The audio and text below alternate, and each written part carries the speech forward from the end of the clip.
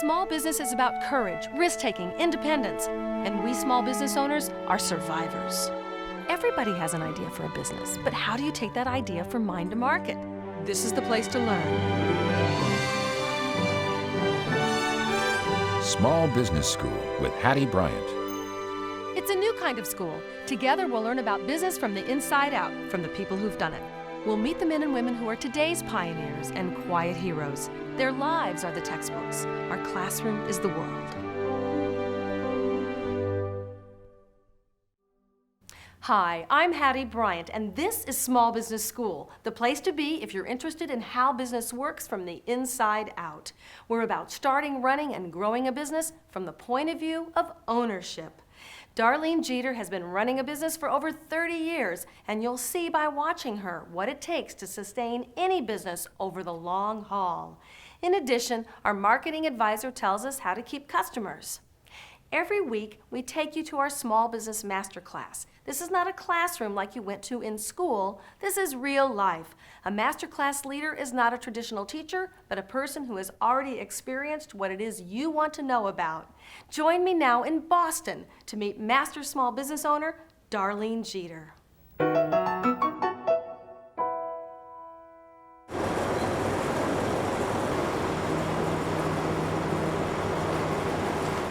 It looks like Jurassic Park, but come in close and you find tons of stuff people don't want anymore. One person's trash is cash at Jetaway. The metal is pulled out and sold, the stone is pulled out and sent to be crushed up as aggregate. Jetaway Waste Disposal and Recycling picks up trash from commercial buildings, construction, and demolition sites and runs a paper sorting and baling operation. We went to Boston to meet the founder and CEO, Darlene Jeter. I was working as an LPN at Beth Israel Hospital and some nursing homes in the Boston area. And then what was Eddie doing? Eddie was working with one dump truck. His brother Ralph had a dump truck. He took down buildings by hand in those days. So that's what gave Eddie the idea of getting started in the business. Darlene and her husband Eddie started the business in 1959. He wanted to do something to ensure the family survival. That's the easiest way to put it. So he had a job. And I had a job. As a matter of fact, Eddie had 2 jobs, and I had one, making 3 jobs, and we still were barely surviving. So he thought he would get the dump truck, and that would bring in just an extra money to do some extra things. How did he get the dump truck, though? How did we borrowed $200. You borrowed $200? Yeah, from Shawmut Bank. The bank loaned you $200? Right. How did he get his first piece of business? He solicited from real estate companies to clean up the backyards, clean up basements, and so forth, and it just grew. One person told another person, and it just mushroomed. So when did we bought a second dump truck, and we hired a person to help Eddie. As a matter of fact, the kids and I used to go with him to clean up the banks and all, and but then it outgrew, the family type of thing. So anyway, he hired a couple people, and then he bought a third dump truck. Well, did he still have his daytime job? Yeah. Eventually, it did get to be too much, and he quit his jobs, against my advice, I might add. Were you nervous? Were you afraid? Yeah. Oh, yeah. Because you had 4 children? Right. And I said, suppose that fails. And he said, so what? I'll try something else. How long did you keep your job before Eddie needed you? About 2 more years. Plus, I was working 11 to 7 at night. I wasn't getting any sleep. I was, keeping the books, taking care of my 4 sons, and on and on and on. So something had to give. Could you sleep at night? I kept the phone by my bed so that if someone called for a job, I'd just wake right up and write it down and whatnot. And there's been mornings, let me tell you, I would look, what in the world did I write here, And it's hard because when we first started, sometimes you didn't get paid right away, right? So I had to take the money that I was earning and pay or invest it into the business, which at that time I thought, oh no, what's going to happen here? But anyway, as time moved on, things got pretty good. What's the lesson here? Isn't the lesson that you don't just start a business and have money?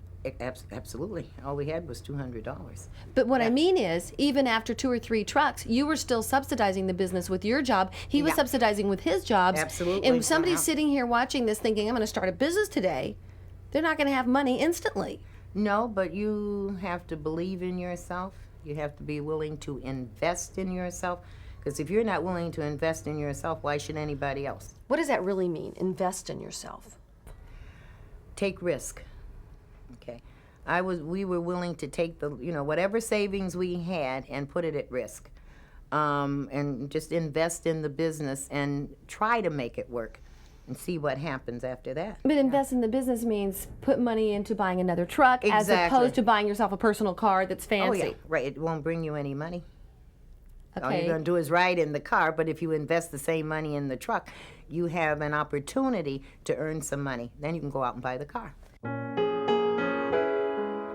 When Eddie died in 1991, Darlene had to step into the top position at a time when the company was in trouble.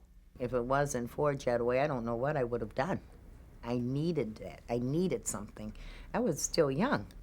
Then the construction industry took a turn in the early 90s.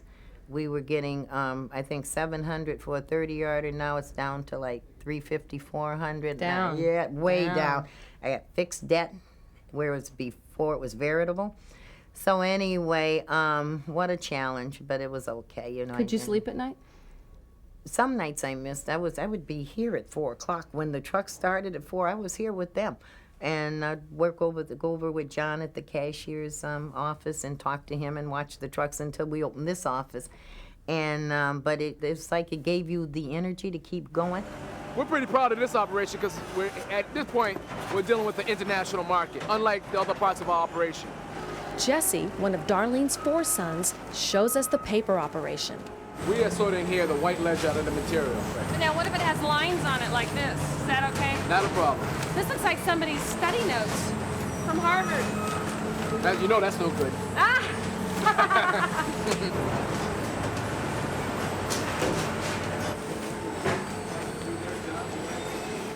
This 25,000 square foot transfer station is just 2 miles from downtown Boston and is licensed by the Environmental Protection Agency to handle 450 tons per day. In this facility, over 60% of the incoming tonnage that once went to the landfills is diverted to be used in new ways.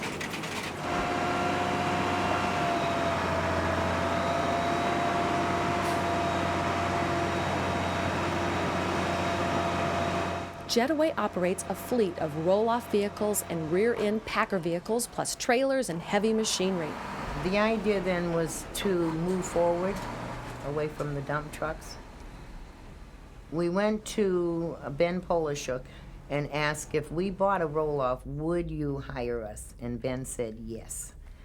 And he was working with a competitor in those days, and Ben was the type of person that wanted to help anyone that wanted to help themselves. That was just the way he was. What would he have you do? Pick up his trash? In the roll-off, in the container rack. Right. Yeah, and that was a new thing for us, right? And Ben had the assurance of another major company that the job would be done. He was taking a chance on us. Well, you could always go back to them, too, if it didn't work, but just the confidence was enough. So we got the roll-off. We worked for Ben, and then he recommended us to many others. And that's why we bought the second one. Okay, but to get the funding for the roll-off, that sounds like, I mean, I've seen these roll-off trucks out here. They look expensive. They are. They are.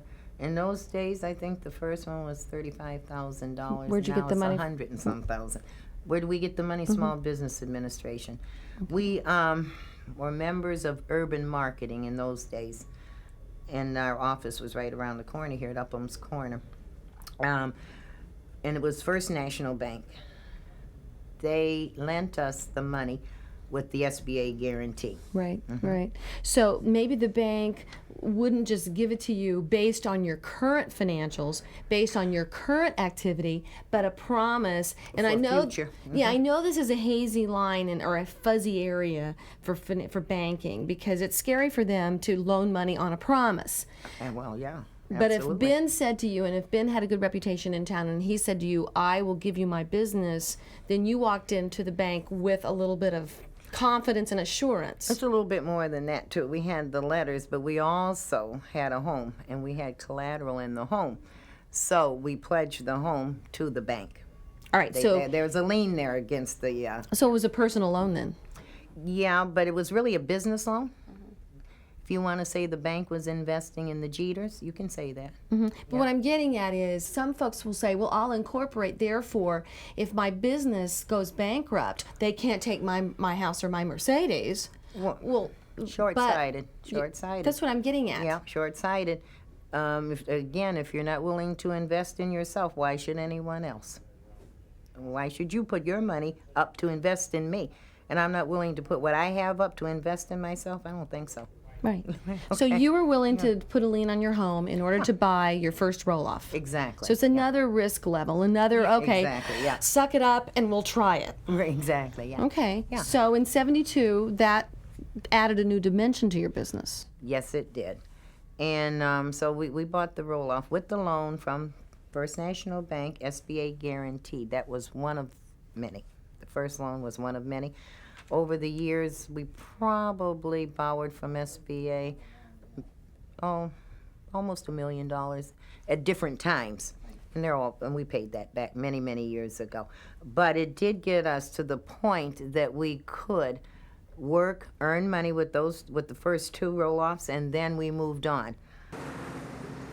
With 56 employees and $10 million in sales, Jetaway is positioned for growth. It's like anything else, modern technology just keeps changing. And if you want to grow, you have to take more risk. You need more support. We have about 20 PCs. All right. And it's all connected to the RS6000. It's a high-performance PC. It's very flexible. It has room for expansion. We're always looking for change. We're always looking to do things differently, but not only different, but better. John Kelso is Executive Vice President. Well, we're in the process of investigating ways to improve the process. Right now we get about 55% of the material that comes in the door diverted away from being landfilled as trash. So what we think we need to do is to get as close to 100% redirected, whether it's back into crushed materials for road fill, or whether it's boiler fuel to create energy, or whatever it is. We believe that we need to get to 100%. So we're looking at ways to improve the process, adding machinery, whatever is necessary. Pat Cody is Operations Manager. The next thing we're studying is wood. Wood is certainly a material that makes up a high percentage of the construction and demolition waste stream. And with modernization of equipment, we should be able to get it out of the waste stream cost effectively. Darlene's sister-in-law, Margot Jeter, heads the service department. When did you come to work here? Oh, I've been here forever. Wait a minute, what's forever? I think I may have started in 71. Okay, so early on in the business. Very early on, When yes. your brother started it, did you think he was crazy? Well, no, I didn't, no. You thought... I thought there was money in trash. And now you... I know there's money in trash. What do you look for when you're hiring people? I want someone with a solid record. I need to know that they have made a commitment to a company. I don't like to hire employees who have jumped around. I want to see at least 1 to 2 years of solid performance on a job. Every 3 months, changing jobs, that tells me something. I'm checking the tread up on the tires. How much does a tire like this cost?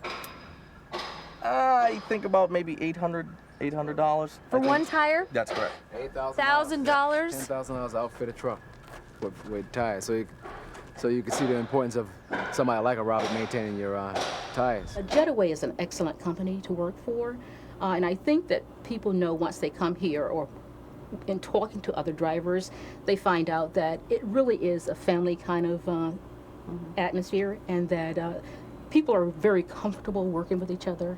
There's not a lot of tension that you may find at So the larger attraction companies. is people feel good here.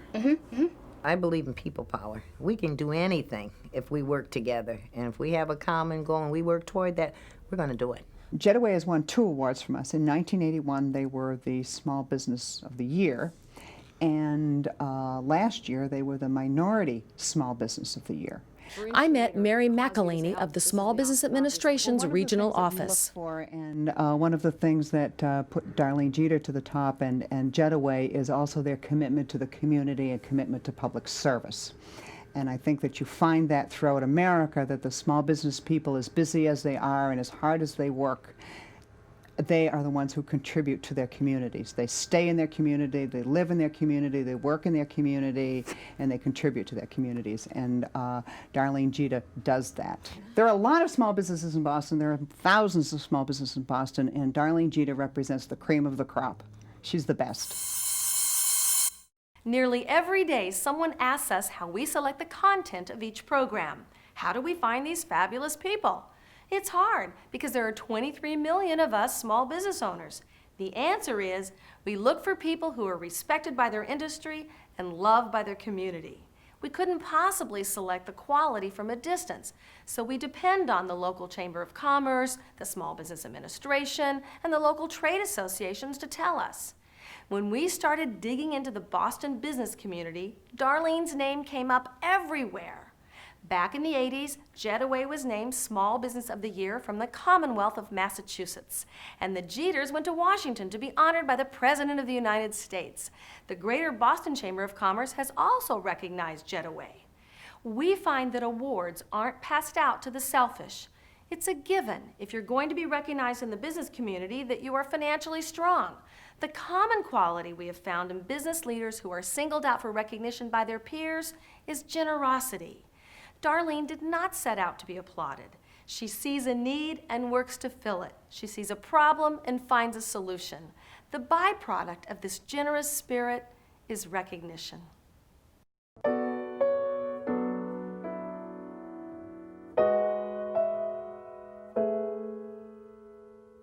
My great-grandmother, Rebecca Brown, she died when I was about 6 years old, though, but I remember that lady and I remember her well.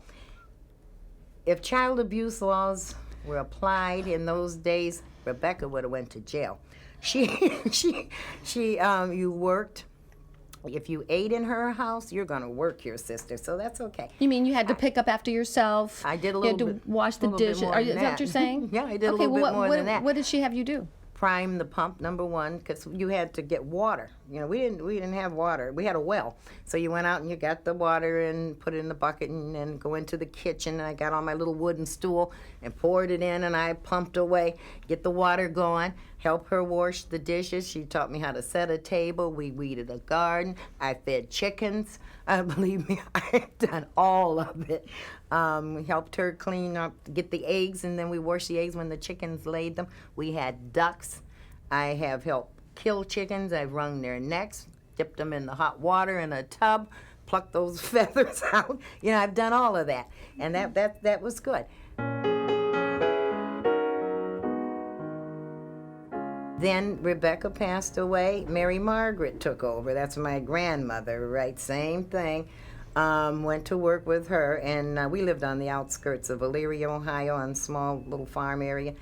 Only difference is I was growing up then, and my grandmother would take me with her to Mrs. Day's, and she did day work. And of course, in those days, again, we went to the back door. It wasn't fashionable to go in the front door, so we went in the back door. Mary Margaret, my grandma, got $1 an hour. I probably got 25 cents, and I thought I was rich. I was loaded, right? But that's okay. I helped my grandma. We did day work. My mother was another worker. She received her master's in nursing at age 45. She went back to school. She went back to school. My mother worked at National Tube Company in Lorraine, which is, by the way, was where Eddie was working when we came here.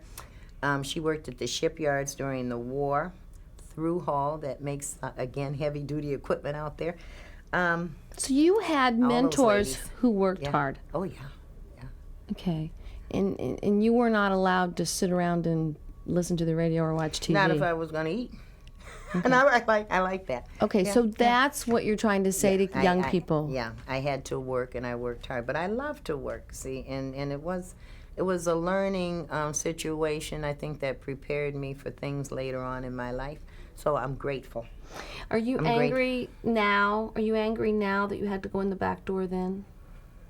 Am I angry now that I had to go in the back door? Well, I'll tell you one thing. It teaches you what you can expect from this point on. Yeah. But then again, you want to take a look at it. You know, what the heck made Mrs. Day's front door so doggone important, you know? Growing up in the 50s, I've seen a lot of things. I've seen some tough things. And yet and still, I got hopefully beyond it. So that one of my goals is to help young African Americans, male or female, grow with education. We're great contributors to many of the different programs in the area.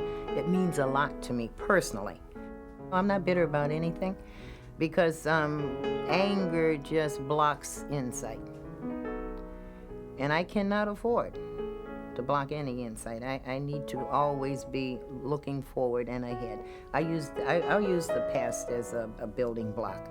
The past is like a post, but not a hitching post. You can't stay back there. Not if you're going to be part of today.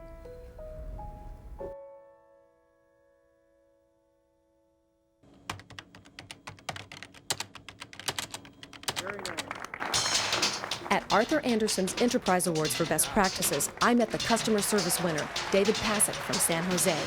He tells us how to find out quickly what our customers think of us. We have a never say no policy, which means we can't tell a customer no unless it's illegal, immoral, or just plain unsafe. And what it does is it changes your frame of reference. Instead of saying we're a cleaning company, we clean buildings and we vacuum and we trash, what it does is it puts you in a higher degree that we're a service company. If there were 2 questions I had to ask a customer, if I had only 15 seconds, the 2 questions I would ask is, have you recommended us, and would you recommend us in the future? Those cut through everything. You can chart and graph and do all those lovely things to here until Tuesday, but if you can cut through those and get to the meat of the matter, that's where you're at. And I think your survey should be that short, that simple. At smallbusinessschool.org, there is self-study help for people who want to start a business and for those who want to grow the business they have. From the home page, choose Pathways to Self-Study. Jetaway is over 30 years old, and Darlene has kept some of the same customers she's had since the beginning. To keep your customers, John Wargo says you should have a communications plan. The plan should have a couple of components in it. One, you should have a personal communication plan. And that personal communication plan says, this is how I'm going to use mail for the entire year. Then what you can do is select anniversary, birth dates, or some date that's important and make sure you mail on that date. Second thing you do is make sure that you mail prior to any sale. So when you map your sale dates out, map your communication plans out. And then what you should do is after every major order, after every big sale that you make sure that you send a nice thank you note that reinforces it. So your plan that you have built will have a couple of components where you're going to mail because of what you've done, but then you want to build flexibility in your plan so you mail after the customer does something. So always be ready to acknowledge and thank them for what they've done for you. It sounds like a lot of work. It sounds like a lot of work, but it isn't. The fact of the matter is it will also look like a lot of work and be very appreciated by the customer. But after all work requires effort, and that's what you're in business for. And the fact is that the customers will appreciate it, and that's the whole idea of customer retention. The flip side, most people don't do it because they think this isn't part of my business, this is extra work. But it is really value added. So yeah, it's work, but it's really value added work, and it results in customer retention. That's got to be part of your plan. Small business owners are called upon to be the anchors of their communities. We are asked to donate to everything, volunteer for everything, and many, like Darlene, say yes. But Darlene goes beyond saying yes to good causes. She creates good causes. She sees a problem, then finds a solution. She's a great mentor for all of us. I'll see you next week.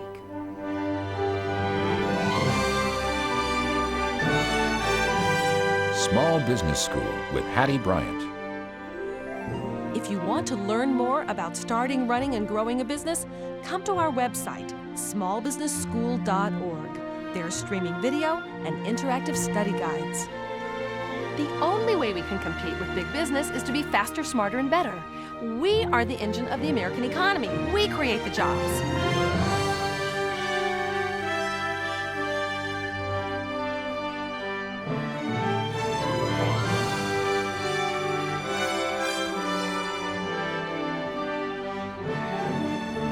Small business is about big commitment. It's about sacrifice and struggle.